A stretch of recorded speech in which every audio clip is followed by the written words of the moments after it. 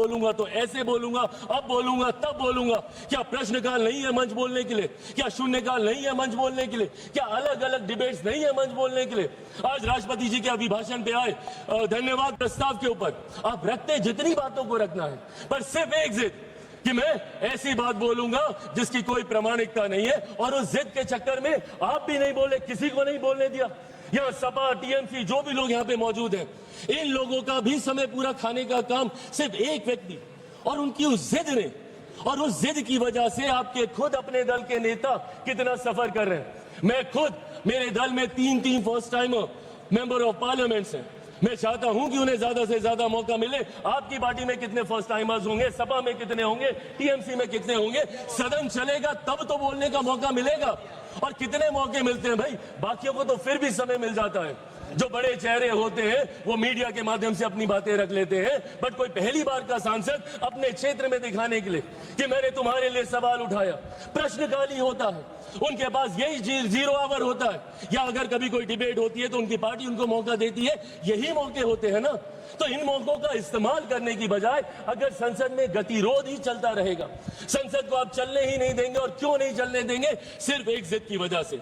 और जिद पे क्या याद आता है? अधिकार, बोलने का अधिकार, बोलने का अधिकार। आपकी ड्यूटीज कहां जाती है? My right to move my hand stops when the nose of the other person starts. आपको रुकना होगा, आपको अपनी जिम्मेदारियों का एहसास करना होगा, और आपकी जिम्मेदारी ज्यादा है। आप विपक्ष हैं, विपक्ष का काम है सरकार को घेरना। घेरिए। रोज सुबह हम मंत्री तैयारी करके आते हैं, रात भर हम लोग बैठते हैं कि कल सदन में सवाल है, पूछिए सवाल, देंगे हम जवाब। अकाउंटेबिलिटी तय कीजिए, बट अकाउंटेबिलिटी तय करने की रिस्पॉन्सिबिलिटी आपके ऊपर है। ये आपकी जिम्मेदारी है कि हमारी जवाबदेही को आप तय करें, पर ये जवाबदेही आप तय नहीं कर रहे। प्रश्नकाल नहीं चलने देते, शून्यकाल नहीं चलने देते। क्या ये वो मंच नहीं है? सदन में सिर्फ आप एक विषय पर बोलेंगे तभी आपकी बात दर्ज की जाएगी। और यही कारण है कि एक के बाद एक देश की जनता इन्हें नकारने का काम कर रही है।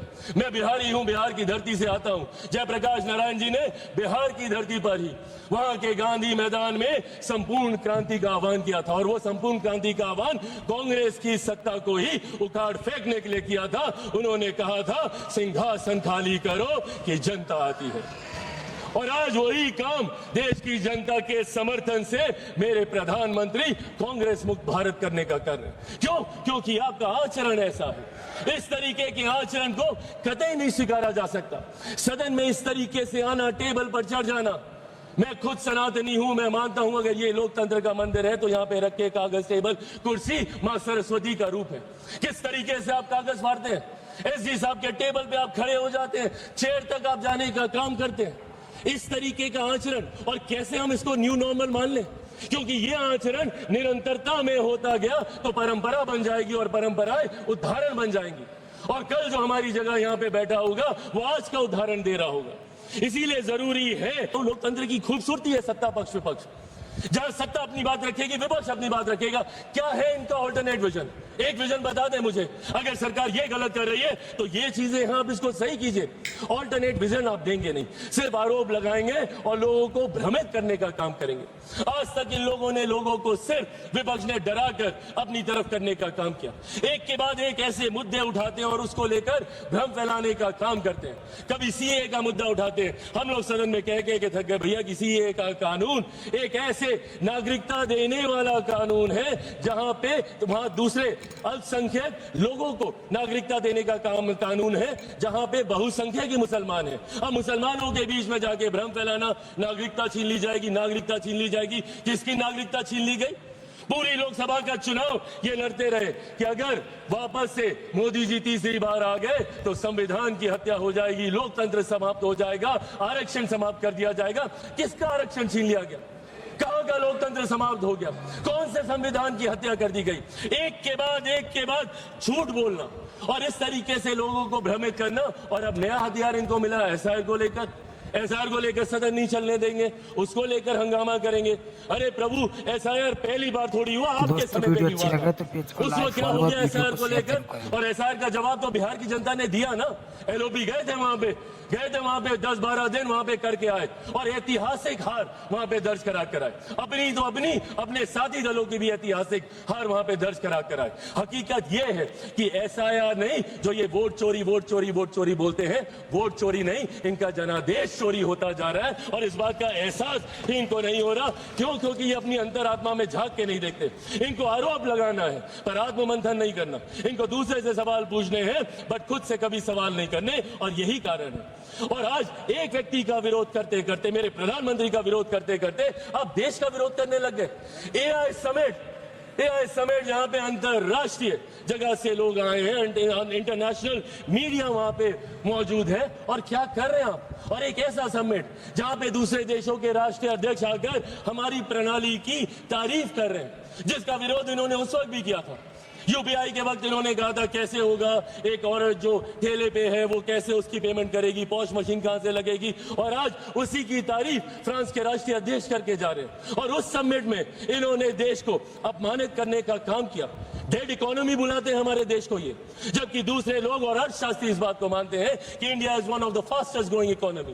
ग्लोबल चैलेंजेस होने के बावजूद हमारी अर्थव्यवस्था मजबूत होती जा रही है। क्या ये सामान्य बात है कि दहाई के आंकड़े से धीरे धीरे हम लोग करते करते चौथे नंबर पर आ गए? आने वाले दिनों में वो दिन भी दूर नहीं जब हमारा देश दुनिया की तीसरी सबसे बड़ी अर्थव्यवस्था होगा। और ऐसे में आप हमारे देश की इकोनॉमी को और हमारे देश की इकोनॉमी को हमारे ही लोग डेड इकोनॉमी बताने का काम कर रहे हैं। इसीलिए आज इस मंच के माध्यम से बस मैं ये आग्रह करूंगा, एक बार मदद करते हैं पे दे तो दो। इसीलिए आज इस मंच के माध्यम से मैं आग्रह करूंगा और विपक्ष से भी करूंगा, and I think it's our collective responsibility. जहां चुनाव लड़ना था हम लोग लड़ आए, जितने आरोप प्रत्यारोप करने थे हम कर आए, और हमें कई मौके मिलेंगे। अभी फिर असम में मौका मिलेगा, बंगाल में मिलेगा, हर राज्य में मिलेगा। जब तक वन नेशन वन इलेक्शन नहीं आता, हमें हर दूसरे तीसरे महीने में मौका मिलता रहेगा आरोप प्रत्यारोप करने का। पर सदन को तो इससे बख्शे। Let it be a collective responsibility of all of us to come together, और यहाँ पे बात हो, और बात होनी जरूरी है। सहमति असहमति की बात नहीं है, बात होनी जरूरी है।